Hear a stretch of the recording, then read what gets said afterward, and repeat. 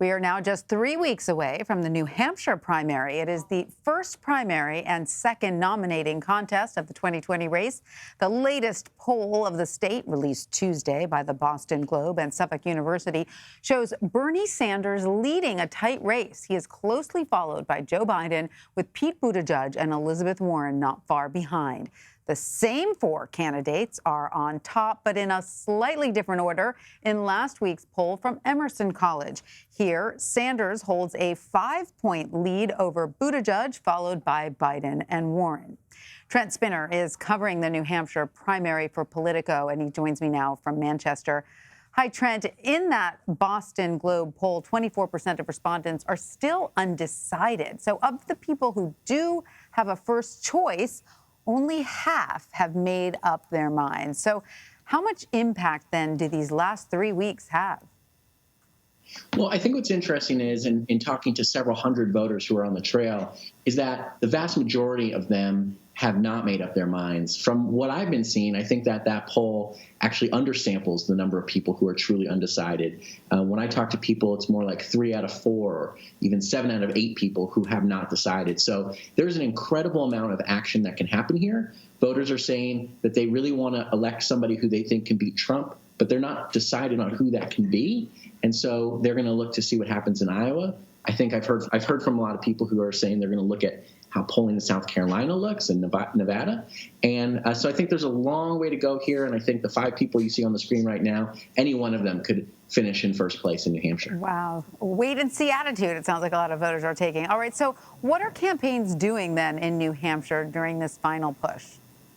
Well, they're really focusing on these what's called Obama-Trump towns, towns that voted for Obama in 2008, 2012, and then went for Trump in 2016. Joe Biden, former Vice President Joe Biden, is coming to New Hampshire Friday and Saturday, and he is going to one of those towns, Claremont, New Hampshire, to hold a town hall. And we've seen Amy Klobuchar at those types of places. We've seen Pete Buttigieg at those types of places. And then you kind of see Elizabeth Warren and Bernie Sanders going after the college towns where they're usually more liberal. So what campaigns are trying to do is really drill down on and try and figure out the voters that will turn out for them, and then literally go turn up, knock on doors, make phone calls to make sure that they're reaching those voters. And Trent, today the former chair of the New Hampshire Democratic Party, Kathy Sullivan, endorsed Elizabeth Warren. How important is that endorsement? Not at all. And I've talked to Kathy a lot, and she's an incredibly smart politician. I've known her for more than a decade, and she knows where it's at. But here's the thing. It's not about Kathy. It's about all endorsements.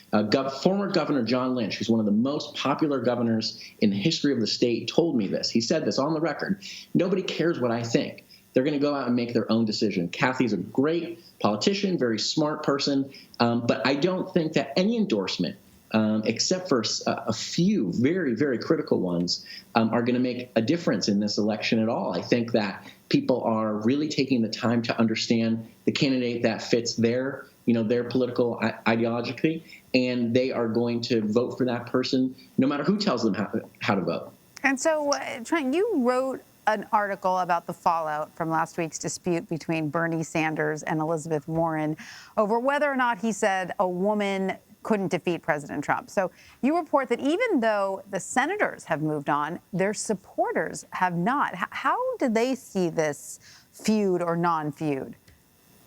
Well, it's interesting. So I co-wrote that with my colleague Alex Thompson, who was covering Elizabeth Warren in Iowa, and I was covering Bernie Sanders in New Hampshire. And what he found in Iowa was that supporters of Elizabeth Warren thought that Bernie Sanders said it and that he did wrong. And where I was in New Hampshire, supporters of Bernie Sanders said, I don't think he said it. He's been fighting for women forever. We want to move on. But kind of that Elizabeth Warren will pay a penalty. If she wins, that Sanders supporters will never forgive her for doing something like that. So it's really interesting to see how the two camps, especially their supporters, have really dug their heels in. So interesting. All right. So meanwhile, you also have a piece out on a candidate not near the top of the polls in New Hampshire or anywhere else, Colorado Senator Michael Bennett. It is headlined, "Bennett Diehards Drawn to Awkward, Unusual New Hampshire Campaign." Who are these diehards, and what do they see in Bennett? It's funny because at the last town hall that I was with, Kathy Sullivan was actually in the audience, and she was checking out to see whether she liked Michael Bennett.